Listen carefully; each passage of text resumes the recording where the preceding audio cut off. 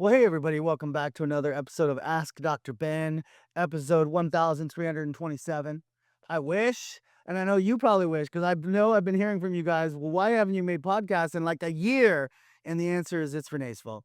It's all my fault. No, the truth of the matter is it's a longer story, but we're here ready to drop some knowledge. We're here to talk about the female perspective Yeah? on aging. So, What's I've the matter today? the subject matter are the top 5 challenges that females experience during the aging process, right? And so, first and foremost, let's just And by the way, this will be harder for me to speak to because I don't have this perspective. So this is really helpful to me. We're just going to do it on the fly. I'm not yeah. even sure what you're about to say. Yeah, that's the best. You're always the best on the fly. And so, Oh, bringing this perspective, first of all, how lucky are we that we get to age? And, we all want to experience a graceful aging process. However, working in the treatment room and working with clients year over year, I hear kind of the same 5 concerns that come up. And the first one is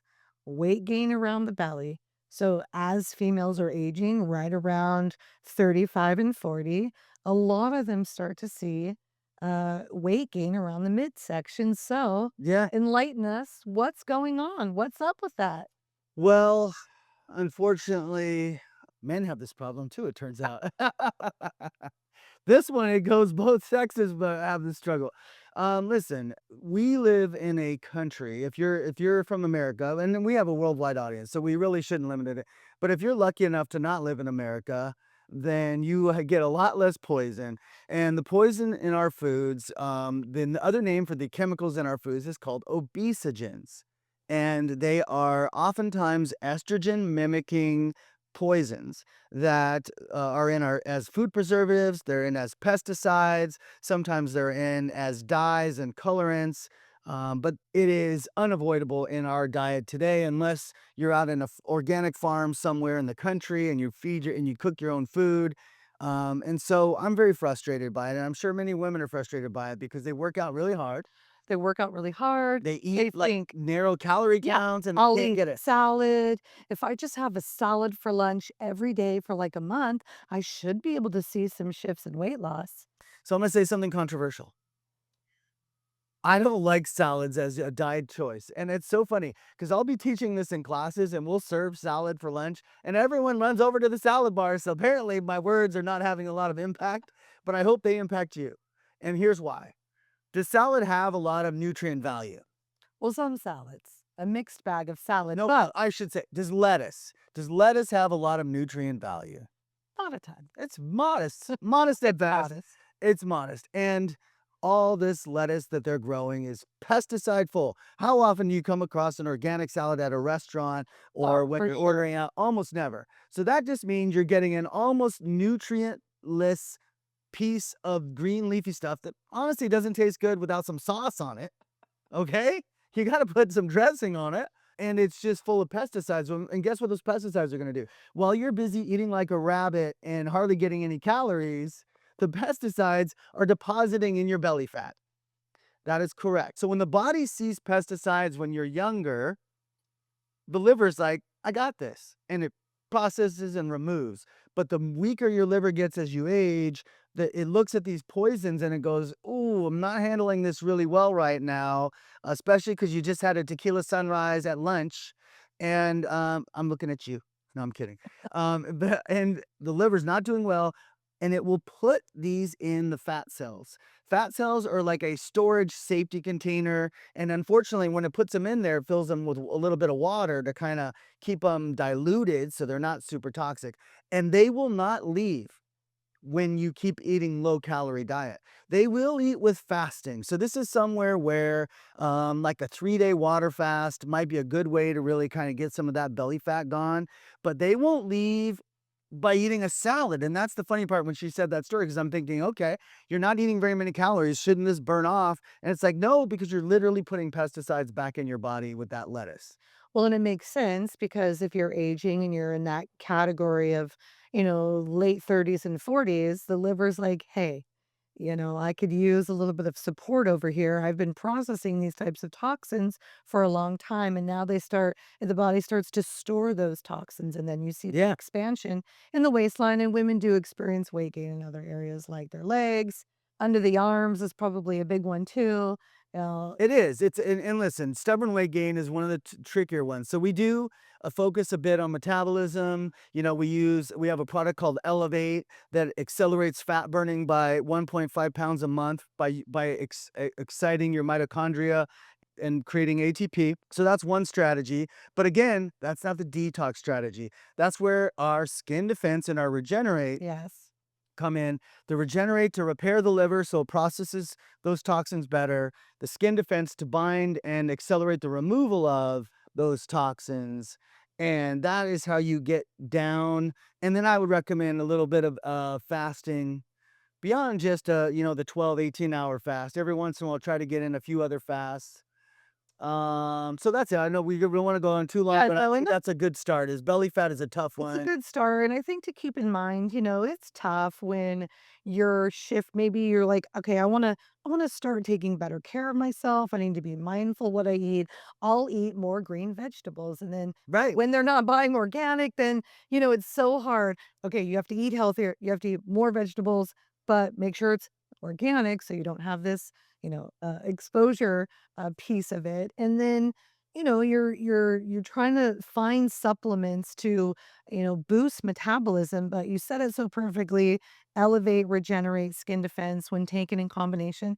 How soon would you see results if you started taking all 3? Well, the way you do it is you take all 3 and do a 40-day water fast, and it's amazing how quickly it all goes down.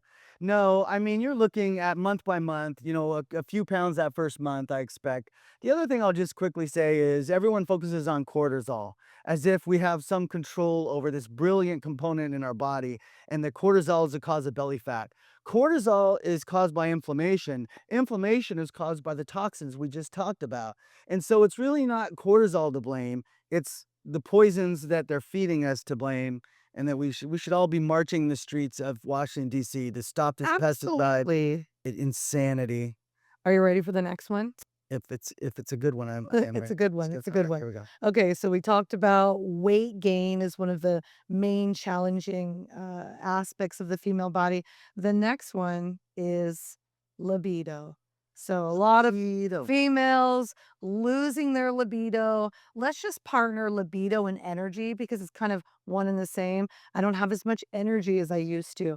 I'm, overworked, I'm overtired. I feel like I get a lot of sleep, but I still wake up tired. So it's the loss of energy, which results sometimes in loss of libido. There are a lot of things at play with libido. The first and obvious one is we all know that our hormones are dropping too fast, and that there's a misunderstanding about why that happens.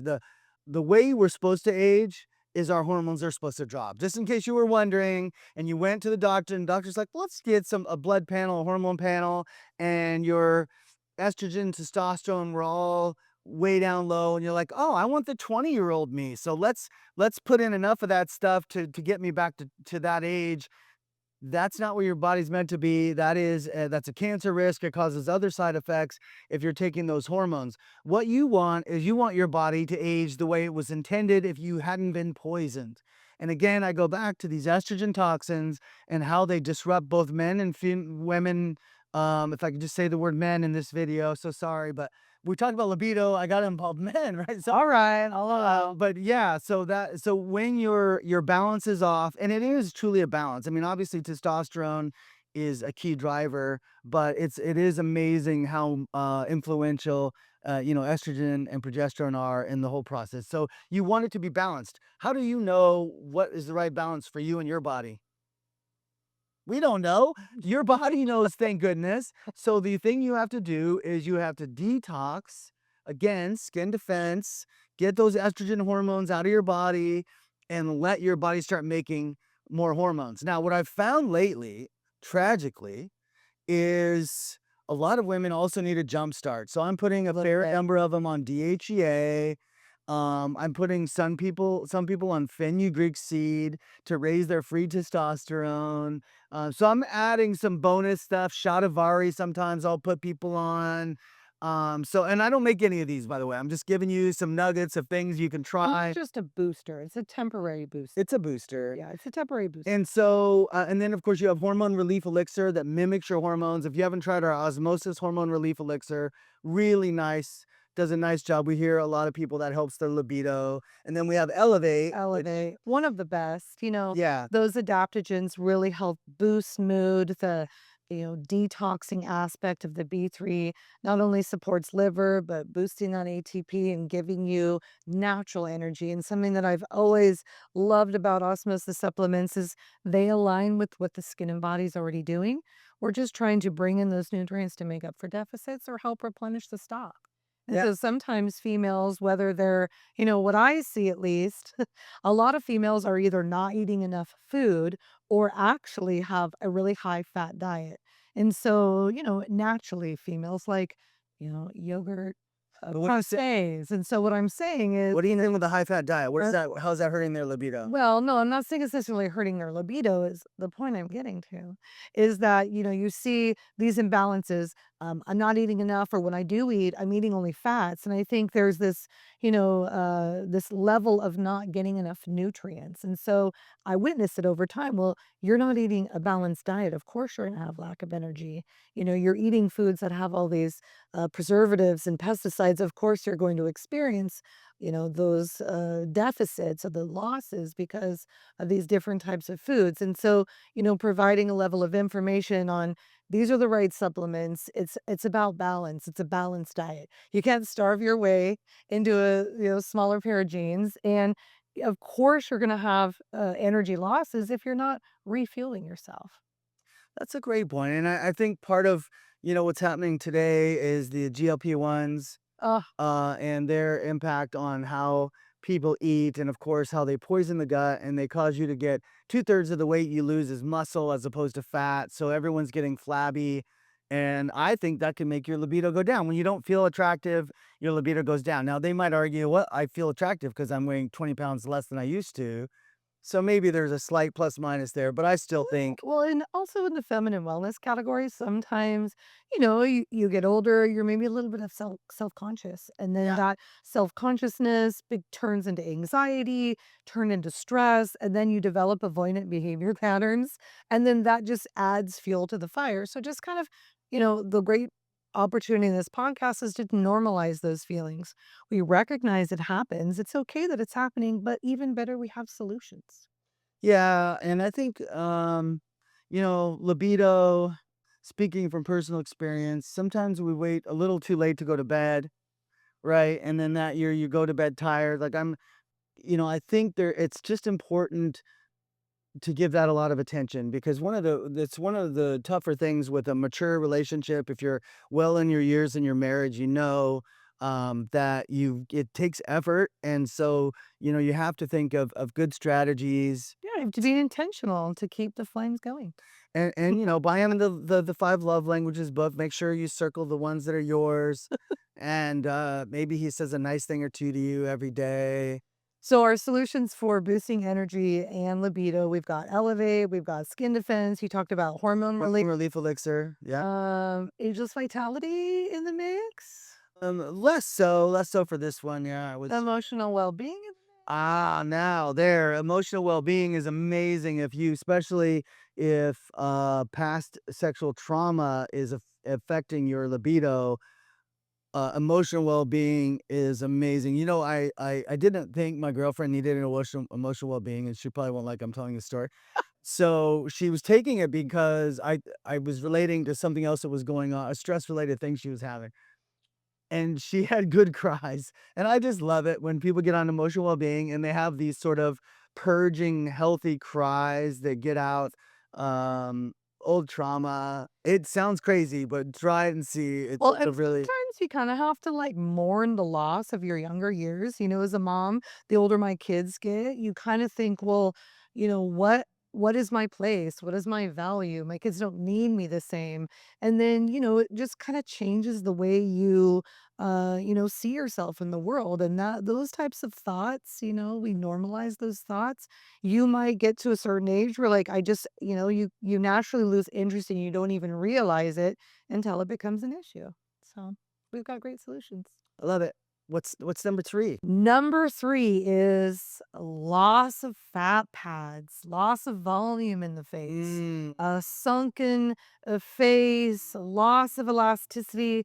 And we can kind of partner maybe loss of moisture, loss of suppleness, and just, really experiencing, depleted fat pads. I just want you to know that Renee is giving these classes on female specific feminine wellness, which immediately goes to a category that I'm probably less comfortable talking about than she is. And so everything always has to add that. Oh, we're talking about fat pads. Why don't we just throw moisture into the picture? And of course you want to do that. No, it is interesting, and you could talk about the certain fat pads that disappear. Well, Fat pads disappear from everywhere, as yeah, she was telling not me. just in the face. I didn't know this. This was a fascinating. Do you want to go ahead and say that? Well, Since I think, as a female and with this female voice, we kind of don't like to talk about, the intimate aspect of aging. Now, if you're with your esthetician, and especially if that esthetician is doing some hair removal, maybe a bikini wax, maybe a Brazilian sugar. I know there's a lot of different, ways to remove hair, those conversations might come up. And I feel like if we talk about it, it helps people, especially the females, feel a little bit more validated. And we do see a decline in fat pads in the breast area, the buttocks area, in the intimate skin health area.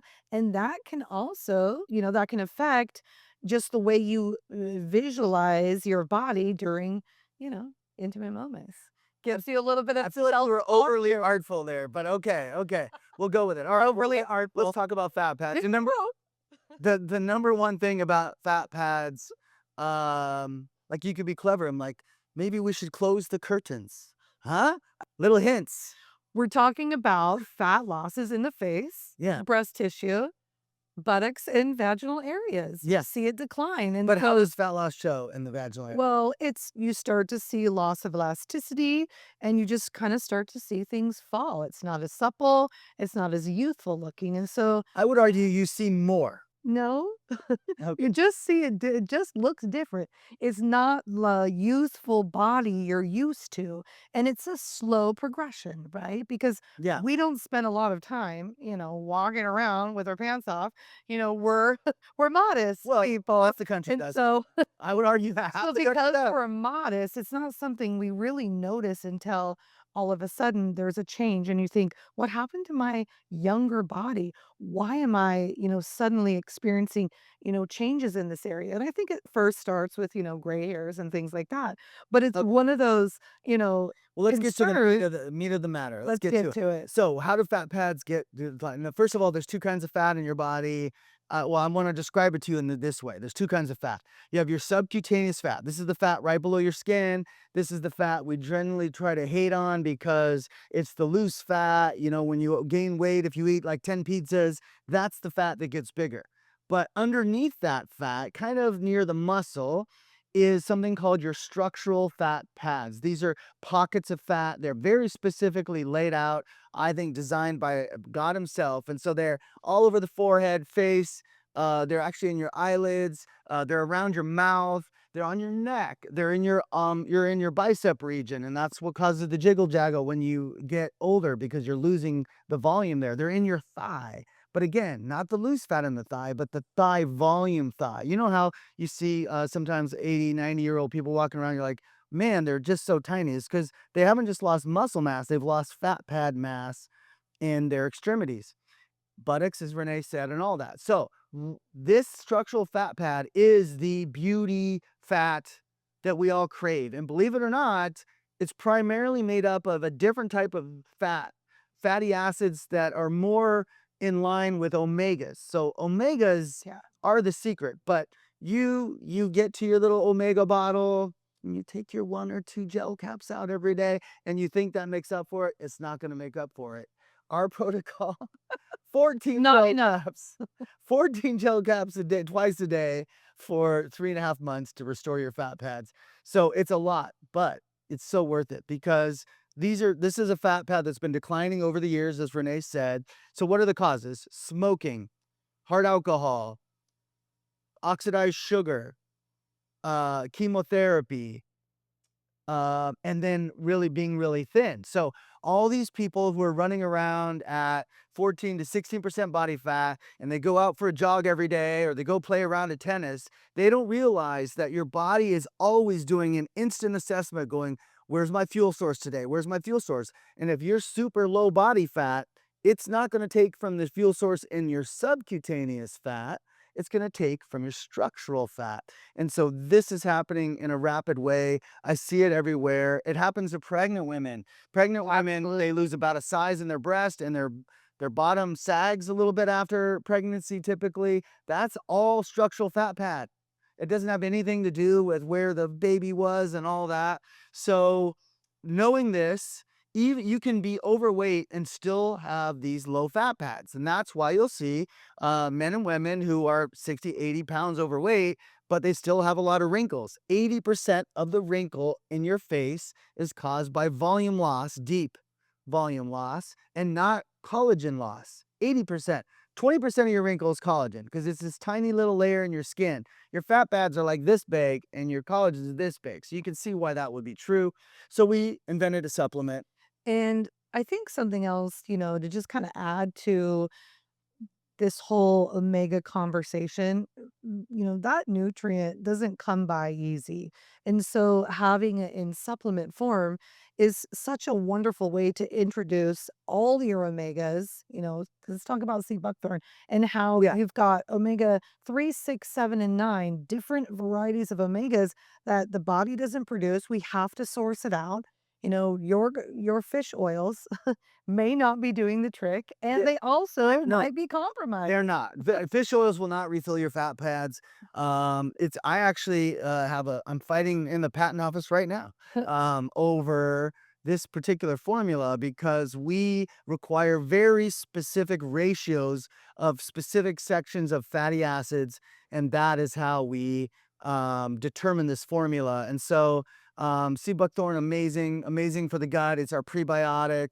You don't get fat on this fat, is what I'm telling you. No. It is utilized by the body because it's such a superfood, and you do gain maybe 3 pounds when you do the fat pad protocol because you've restored the volume in these places, but you don't gain it in your belly, for example. And you can't get attached to the number on the scale. You've gotta remove that whole, "Oh, the scale shows this." If you really wanna see changes in the body, take your measurements, and like you said, you're Yeah, adding volume to the structural fat. Just like when you're exercising and, a lot of women are like, "I need to lift weights, I need to lift more weight," and then they don't see the scale budge, they actually see it go up. Well, because muscle weighs more than fat. yeah. So there's just a lot of myths out there, don't be shy.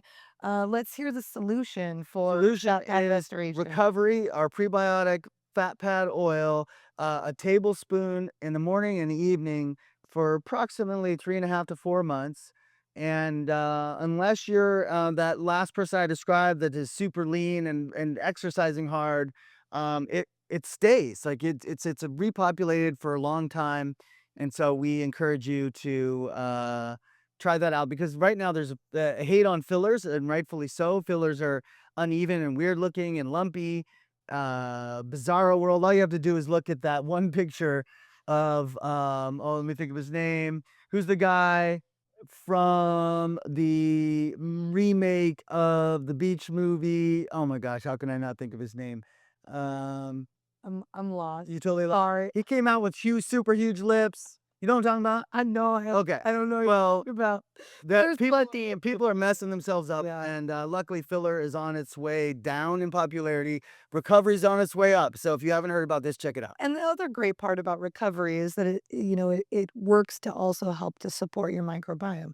Happy gut, boosting serotonin, feel goods. It's gonna make you Feel feel better. good. You look in the mirror. You look better. You're feeling good. Next thing you know, we're hitting libido. That's We're hitting right. libido And at the same time. if you're thinking, well, I'm losing fat pad structure, I also feel chronically dry.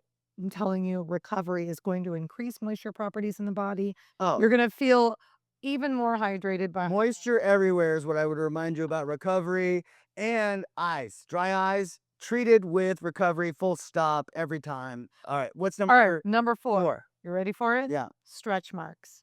A lot of women experience stretch marks. Yes, not But not older women. yes, they do. Not just from, childbirth, but you see stretch marks on the arms, you see it on the inner thighs, you see it in the breast area. And yes, sometimes they don't surface until later, especially if you're gaining weight. You might see some stretch marks around the stomach, but it is a major concern. Yes, Well, marks. you picked a tricky one, Renee. Okay, I'm just gonna say. Well, I'm gonna just give you our protocol. Here's the bottom line. Stretch mark is basically a little valley of healthy tissue. So the healthy tissue sort of divides out, and then this really rugged sort of scar tissue fills in. And so as a result of that, the best treatment is probably done by a professional. And we do have osmosis professionals trained in this. You can go to our sister website, Extract, Yeah, I was gonna say extract. Tract.com, and you'll see some of the procedures they do. If you want to get more aggressive with your procedures, if you have it really bad, this is highly advised. But the products we use are Catalyst, Renew.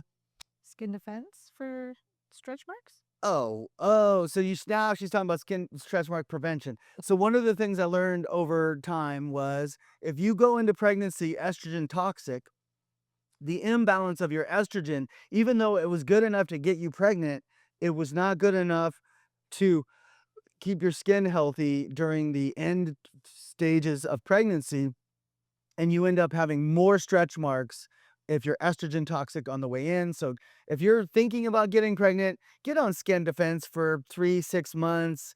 I take it every day because the world's toxic and you should anyway. But I'm saying specifically try to avoid highly preserved foods during your pre-pregnancy time and during pregnancy, by the way. And so maybe we should cover those. I don't know if we have enough time, but let me hit it real quick. The number one cause of estrogen food preservatives that can lead to stretch marks during pregnancy, frozen food, organic or not, all frozen food, fast food, all kinds, every kind, prepared meal plans, and snack foods like potato chips that we just ate for lunch. Let's go. Okay. So, So uh, there's that. So yeah, stretch marks, and hey, maybe more women are coming forward. and My peptides. stretch marks are bothering me. Maybe it's because their fat pad losses are creating some shifts in the skin, and that's why they're noticing it more. So I would say it's stretch marks, but it's also, let's lump this into number 4 as like a partnership, stretch marks and varicose veins. A lot of women are seeing, varicose veins or just veins pop up in, That's interesting. legs, inner thighs, arms. I think that's something else that, those skin changes that maybe you didn't experience in your younger years, and now suddenly you're like, what are all these spider veins or varicose veins? Why do I have all these But stretch marks? varicose veins do immune defense 4 doses and put rescue on topically. It is an infection. Varicose veins are an infection of the vein. So 4 doses of immune defense. You can look up how to take immune defense, osmosis immune defense, and then rescue topically. That helps the painful ones. Watch and see. It's an inflammatory reaction for a reason. Now, spider veins are a different animal, and that has more to do with arterial blood pressure. So basically, if you have a lot of belly fat, or if you have a lot of pressure and you stand on your feet all day and you're kind of putting pressure, so you're more likely to get it if you're a nurse or you're in a stand-up job, or you're standing behind the camera standing up. You can see uh, the uh, these uh, these blood vessels sort of extending out as part of this pressure, and so I don't really have a great treatment for it other than to tell people do number 1 of our discussion, Number one. and that'll help. And I think, for what it's worth, all the ladies are out there saying, yes, girl, it's those things. So I'm just speaking Yeah, on behalf of they're all yeah, high-fiving you right now? they're all high-fiving me. I would Speaking the truth. list. Okay. Varicose veins, spider veins, stretch marks, loss of fat, energy, libido. I like that. The number 1, we're talking about collagen. Number 1. The number 5. Number Are you 5. ready for it? Is it number 5 mean it's the most important or the least important? Number 5's the least. Number one was the most. Okay. Yeah. All right. Most important, then, right? We can all agree as females. Well, I was on with hot flashes and stuff, but okay, go ahead. No. The last one might be Secret, I know. the last one might be surprising to you, but Yeah? it's not to the ladies. Yeah? Are you ready for it? I don't know. Body odor. What? As women are aging, they're experiencing smelly body odor. Armpit smells that they never experienced their whole life. So What? yes, Are you females are getting this feedback? Are you getting emails or what? I'm having normal female conversations with all ladies, and it's I'm getting older. I'm experiencing some shifts. It's so weird. I suddenly now have the smelliest body odor I didn't used to. What's happening? Am I detoxing? Did I eat something weird? Am I gross? So let's just normalize that. Yes, body odor happens, but why do you think the intensity is getting worse because of aging, Dr. Ben? Whew, that's interesting. So I didn't know this. And are you referring to odors from various sources? No, I'm just really Like more the underarms? speaking to Just the by arms. Yeah. okay. So because I was gonna go down a whole BV Yeah, conversation. no, No, we could save that for another what's podcast. lucky you guys. So body odor is a twofold situation. It is a microbiome change, because believe it or not, you got a whole bunch of bugs going on in the underarms. And so that has to do with a shift due to exposure, and it's a detox. And so I think what's happening to people is we're just having what's called epigenetic shifts. Remember, this is where your normal bacteria change their behavior, and now they become smelly bacteria and the weird foods we're eating and all of that. So I would argue that I think, and so because you just have to know, not many people are coming to me with this. I mean, I noticed when I sat down. No, I'm just kidding. Oh my That was a joke, everyone. That is not true. I always think of it as a detox. But there's an interesting strategy. So what I'm going to do for everybody is I'm going to put a little attention and see if an immune defense protocol makes sense. okay. And then, of course, I think recovery because you want to get your microbiome right. Lovely. There is another product I'm thinking of, and that is immune activator topically. So you can take a dropper full of immune activator, massage it into your underarms, let it rest, and then before you're getting ready to leave the house, then you would apply your natural deodorant, and it helps. It helps to neutralize smells. I It love that. helps to And that speaks to this weird yeah, bacteria that might be growing there. right. So if you're someone that doesn't wear deodorant, you can, appreciate the value of immune activator under the arms. But if you are someone who's committed to deodorant, just make sure you apply the immune activator on first, let it rest, and then you can apply your deodorant. And I find that it helps with sweating, excessive sweating. It helps with odors. It helps to, neutralize the smells. It's wonderful. Well, and thank you for helping me understand women better today. I feel like I have so much more insight into the Right? female psyche now I know More that every compassion. woman walking by me is thinking about things I never knew about. Absolutely, they are. So we hope we helped you today. This is the Renee and Ben show, also known as hashtag Ask Dr. Ben. We'll see you next time.